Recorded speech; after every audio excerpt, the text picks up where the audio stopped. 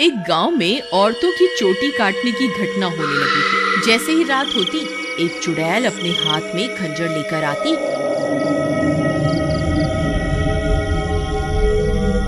और जो भी औरत उसे सोती हुई मिलती, वह चुड़ैल उसकी चोटी काट कर वहां से चली जाती।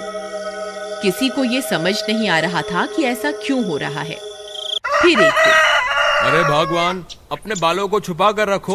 पूरे गांव में चोटी काटने की घटना बढ़ती ही जा रही है। कहीं उस चुड़ैल की नजर तुम्हारे लंबे बालों पे चली गई तो वो तुम्हारी चोटी काट कर ले जाएगी। अजी, आपको घबराने की कोई जरूरत नहीं है। किसी चुड़ैल की इतनी हिम्मत कहाँ कि वो मेरी चोटी को हाथ भी लगा सके। अच्छा, ये बात है। जैसी तुम्हारी मर्जी। मेरा काम था तुम्हें होशियार करना। अगर चोटी कट गई तो फिर मेरे पास रोते हुए मत आना। इतना बोलकर भीमा वहां से चला जाता है। फिर रात होने पर वह चोटी काटने वाली चुड़ैल फिर से गांव में आती है। वह अपने शिकार को इधर उधर ढूंढ रही होती है। तभी उसे एक घर की खिड़की से एक औरत सोती हुई दिखाई देती है। वह चुड़ैल उस घर में घुस जाती है और उस औरत की चोटी काट लेती है। जैसे ही औरत की चोटी कटती है, उसकी नींद खुल जाती है। हे भगवान, ये चुड़ैल अंदर कैसे आ गई? हाय, मेरी चोटी कहाँ गई? अरे मर गई रे, इसने तो मेरी चोटी काट ली। तभी वह चुड़ैल उसकी चोटी को लेकर वहां से उड़ जाती है। तभी वह औरत उसका पीछा करती है, लेकिन वह चुड़ैल अंधेरे में कहीं गायब हो जाती है। तभी उसका पति भी उसके पीछे पीछे वहां आ जाता है। क्या हुआ मीना, तुम अचानक इतनी रात को यहाँ क्यों भाग कर आ गई? देखिए ना, इस चुड़ैल ने मेरी चोटी ही काट दी और न जाने अंधेरे में कहाँ गायब हो गई है। हे भगवान, ये क्या हो गया? तुम तो ठीक हो ना? उसने तुम्हें तो कोई नुकसान नहीं पहुंचाया ना? फिर वे दोनों उदास मन से वापस अपने घर आ जाते हैं।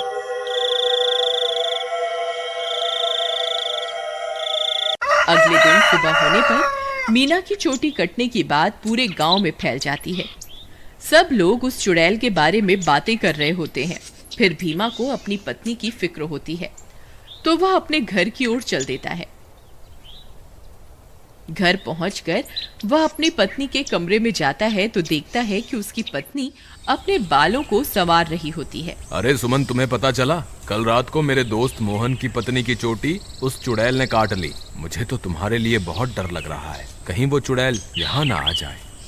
अजी, हमें घबराने की कोई जरूरत नहीं। आप डरिए मत, मुझे कुछ नहीं होगा। सुमन, तुम्हारे बाल तो दिन ब दिन लंबे ही होते जा रहे हैं। पहले तो ये इतनी तेजी से नहीं बढ़ रहे थे। ये अचानक से इन्हें क्या हो गया? अजी, मैं अब अपने बालों की कुछ ज्यादा ही देखभाल कर रही हूँ ना, इसलिए। ठीक है, ठीक है, तुम अपना ख्याल रखा करो। मैं अपने दोस्त मोहन से मिलकर आता हूँ।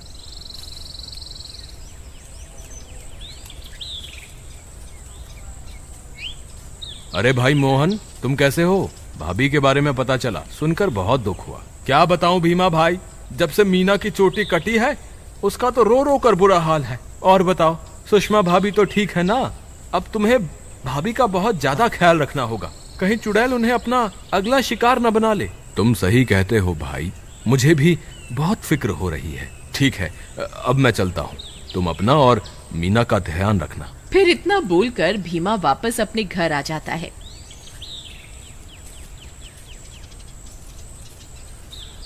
रात होने पर भीमा सो रहा होता है। अचानक उसे चीख सुनाई देती है। उसकी नींद खुल जाती है। वह इधर उधर देखने लगता है। सुमन कमरे में नहीं होती।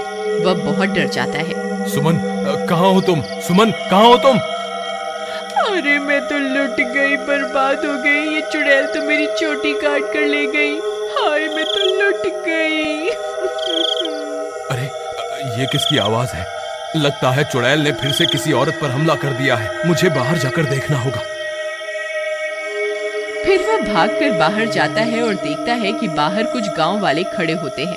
वह उनके पास जाता है। क्या हुआ भाई? ये चीख पुकार कैसी थी? क्या हुआ? सब ठीक तो है ना? नहीं भाई, अभी अभी चुड़ैल इस बेचारी की चोटी काटकर अंधेरे में गायब हो गई। हे भगवान, सुमन तुम कहाँ हो? मुझे वापस घर जाना चाहिए। फिर वह वापस अपने घर की ओर दौड़ पड़ता है।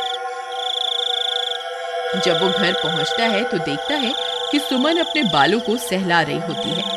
वह उसे देखकर हैरान हो जाता है। सुमन, तुम कहाँ चली गई थी? तुम्हें पता है अभी चुड़ैल ने फिर से किसी की चोटी काट ली। क्या तुम्हें बिल्कुल भी डर नहीं लग रहा? सुमन उसकी बातों को अनसुना कर देती है और खुशी खुशी अपने बालों को सहलाती रहती है। सुमन के बाल अब और भी लंबे हो चुके होते हैं। ये क्या सुमन, तुम्हारे बाल तो एक दिन में ही इतने लंबे हो गए, ये कैसे हो सकता है? भीमा सुमन के बाल देखकर घबरा जाता है। उसे समझ नहीं आता कि आखिर ये सब चल क्या रहा है। फिर अगले दिन सुमन के बालों की लंबाई की चर्चा पूरे गांव में फैल जाती है। सब लोग उसके बालों के बारे में बातें कर रहे होते हैं। अरे भाई, जब जब चुड़ैल किसी की चोटी काटती है तब तब भीमा की पत्नी के बालों की लंबाई बढ़ जाती है। मुझे तो लगता है भीमा की पत्नी ही चोटी काटने वाली चुड़ैल है। भीमा उन सारे गांव वालों की बातें सुन रहा होता है। उसे कुछ समझ नहीं आता कि वह अब क्या करे। फिर वह अपने दोस्त मोहन के पास मदद मांगने जाता है। मोहन भाई, मुझे लगता है सुमन ही चुड़ैल है जो गांव में सबकी चोटी काट रही है। तुम ऐसा क्यों कह रहे हो भाई? भाई, जब जब किसी की चोटी कटती है तब तब सुमन की बालों की लंबाई बढ़ जाती है। और कल जब चुड़ैल का हमला हुआ तब सुमन अपने बिस्तर पर भी नहीं थी, फिर अचानक पता नहीं कहां से आ गई। अगर ऐसा है तो हमें कुछ ना कुछ करना होगा। तुम आज रात को सोने का नाटक करना, फिर जैसे ही भाभी घर से निकले तुम उसका पीछा करना, तब दूध का दूध और पानी का पानी हो जाएगा। मोहन भाई, तुम भी मेरे साथ मेरे घर चलो, तुम वहीं छुप जाना, फिर हम इसे रंगे हाथों पकड़ेंगे। ठीक है, चलो फिर।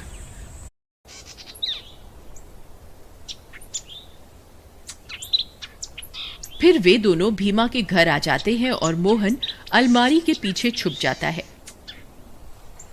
रात होने पर भीमा सोने का नाटक करता है।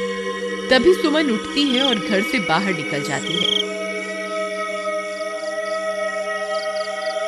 भीमा भाई उठो, देखो भाभी घर से बाहर निकल गई है।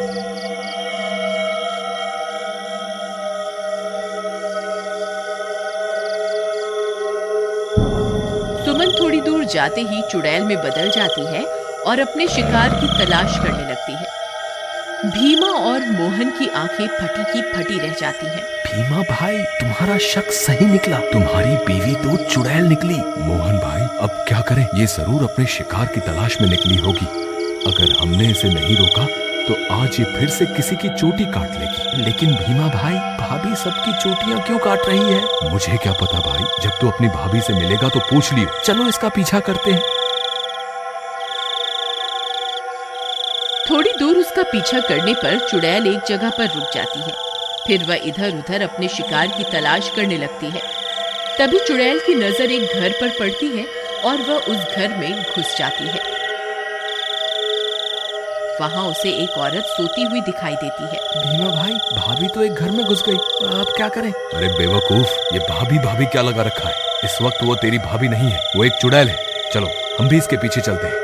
अरे वाह, इसके बाल तो बहुत लंबे हैं, आज इसे ही अपना शिकार बनाऊंगी। तभी भीमा और मोहन वहां पहुंच जाते हैं। रुक जाओ भाभी, मैं आपको ऐसा नहीं करने दूंगा। ए चुड़ैल, वहीं के वहीं रुक जा, नहीं तो तुझे जान से मार देंगे। देखो सुमन, तुम ये ठीक नहीं कर रही हो, तुम्हें अभी के अभी ये सब रोकना होगा। ए मूर्ख इंसान, मैं कोई तेरी सुमन नहीं हूँ, मैं एक चुड़ैल हूँ। बस मुझे थोड़े और बालों की जरूरत है, फिर मैं महाशक्तिशाली बन जाऊंगी। फिर हर तरफ सिर्फ मेरा ही राज होगा। भीमा भाई, तुम इसे बातों में उलझाओ, मैं पीछे से जाकर इसकी चोटी काट दूंगा। फिर भीमा चुड़ैल को अपनी बातों में उलझाता है। तभी मोहन चुपके से चुड़ैल के पीछे पहुंच जाता है और उसकी चोटी काट देता है। अरे मर गई रे, ये तूने क्या कर दिया? मेरे सारे कराए पर पानी फेर दिया। चोटी कटते ही चुड़ैल की सारी शक्तियां खत्म हो जाती हैं और सुमन चुड़ैल के चंगुल से आजाद हो जाती है। अरे भाभी, आप वापस आ गई? मोहन भैया, आपका बहुत बहुत धन्यवाद। आपकी वजह से मुझे इस चुड़ैल से मुक्ति मिल गई। भीमा भी अपनी पत्नी को वापस पाकर खुश हो जाता है और वे दोनों फिर से एक साथ रहने लगते हैं। इस तरह गांव वालों को चोटी काटने वाली चुड़ैल से छुटकारा मिल जाता है और सब गांव वाले हंसी खुशी रहने लगते हैं।